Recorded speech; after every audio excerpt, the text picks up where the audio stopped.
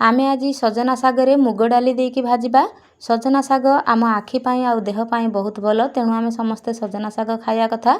किंतु छोट पिला माने खाइबाकू भल पांतिनी।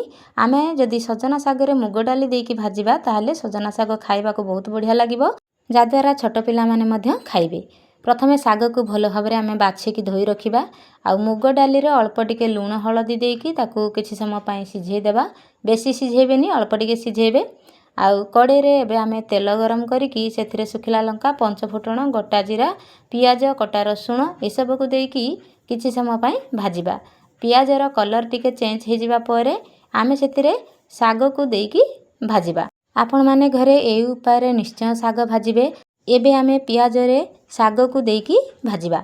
साग को एमती 1 मिनिट पर्यंत भाजिबा परे साग सॉफ्ट हे जिवो। आउ साग सॉफ्ट हेबा परे आमे सेथिरे आगुरु सिझेइकी रखिथिबा मुग डाली को देकी किछि समय पई भाजिबा।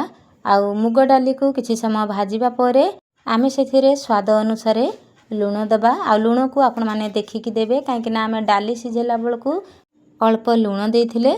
आउ एबे लूण को देकी साग को 2-3 थर एपट सपट कर देबा परे सजना साग भजा रेडी हो जाइछि। एई सजना साग भजा सहित आपण माने पखाळ भात, गरम भात सबुथिरे खाई परिबे।